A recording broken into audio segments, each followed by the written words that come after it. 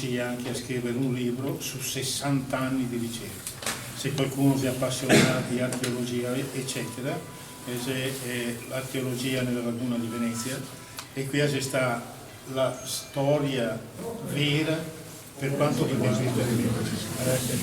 Quello che posso dire agli altri, a tutti uno per uno, se qualcuno vuol venire, come gruppi anche più contenuti, può eventualmente darmi una telefonata, Sante al telefono mio, e quindi eventualmente potremo sempre organizzare sia una visita qua e anche una visita a quella che è chiamata Venissa.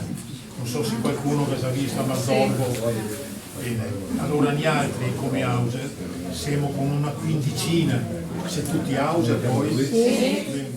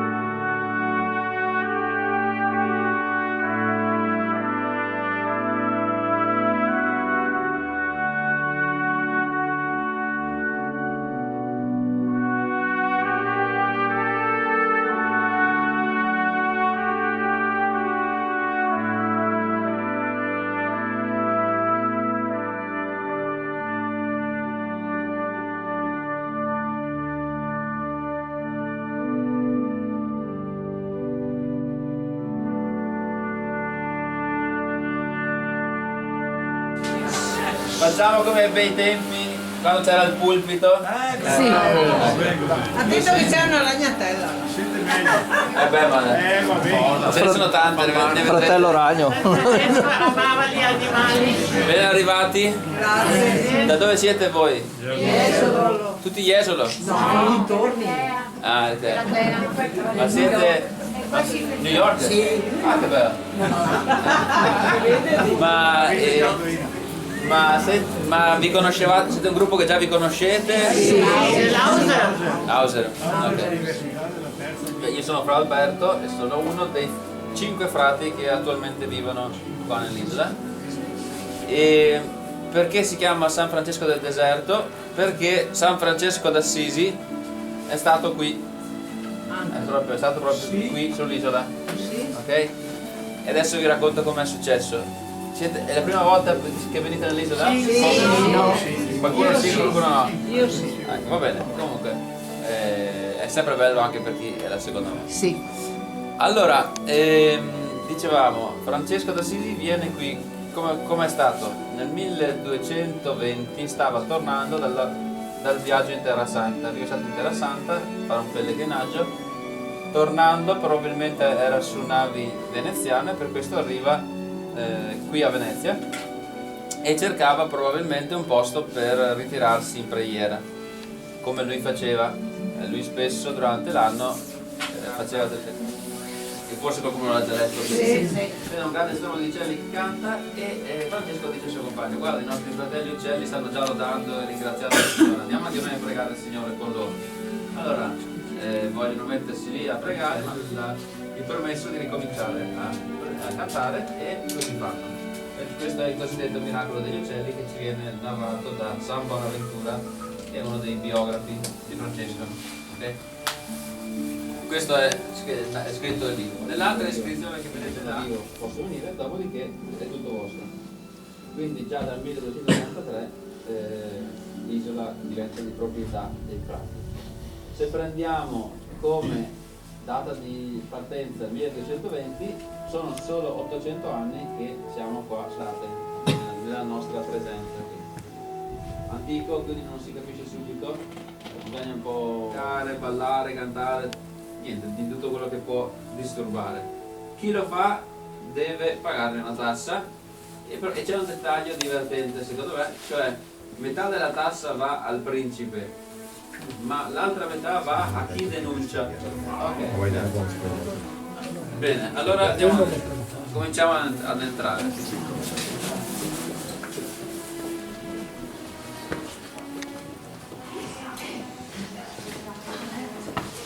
Sì, certo. Tanto lo facevate anche se non vi lasciavo.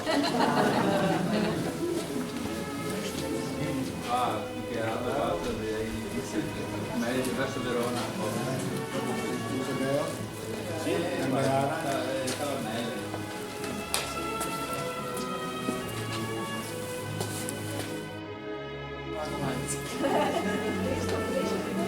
Forza fratelli e sorelle. La campanella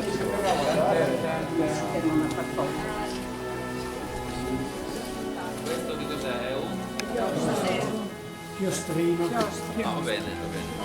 No, mi sembra che non siete capaci di scogliere. Qui si può passeggiare, pregare, respirare, prendere la luce, prendere l'aria e poi concretamente il chiostro ha anche una funzione molto pratica, cioè l'acqua come sorgente d'acqua, che può essere o di falda, diciamo di sorgente della Vergine, è il chiostro stesso che fa da collettore, cioè raccoglie l'acqua con i tetti, le grondaie, si fa una cisterna sottostante e raccoglie l'acqua. Quindi dove c'è un chiostro in ogni caso c'è l'acqua. 1400 viene qui San Bernardino, il pozzo, la falda era inquinata da acque salmastre, quindi non si poteva più bere. Lo dicono a San Bernardino, il quale prega sul pozzo e dopo che ha pregato l'acqua torna ad essere potabile. Quindi diciamo, gradualmente questi in pieno, questi in chiostro, questi in convento, poi ingrandiscono mano a mano. A un certo punto già alla fine del 1300.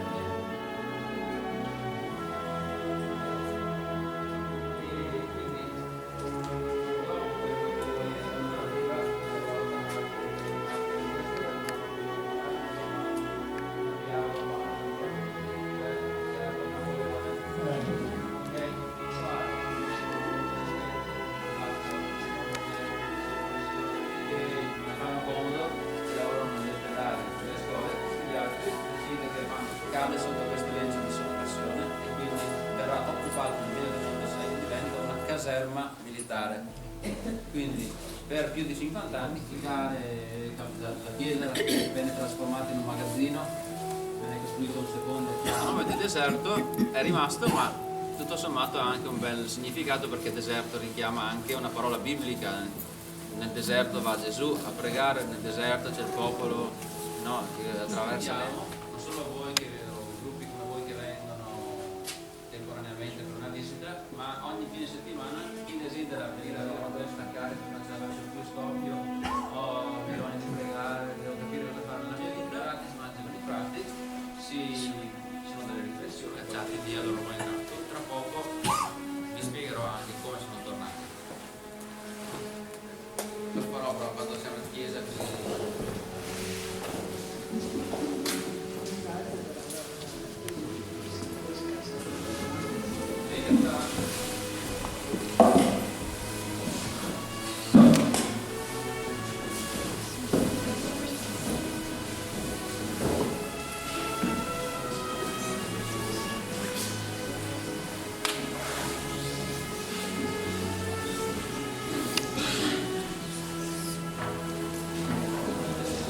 Che attualmente è dedicata alle stimmate di San Francesco.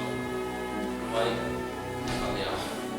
Adesso vi chiedo di fare un piccolo sforzo, fatta, dipinta o scritta, come si dice, nel Monte Athos, che è una penisola dove esclusivamente dedicata alla vita monastica. Quindi è una penisola dove c'è una grande montagna con una ventina di monasteri grandi più altri monasteri più piccoli, dove vivono solo i frati, una repubblica proprio autonoma, monastica, dove per esempio le donne non possono entrare, non solo non possono entrare fisicamente, non possono mettere piede, ma anche in barca devono stare a una certa distanza. Ecco, hanno le regole proprio antiche di secoli e vivono lì, e da lì viene questa icona che è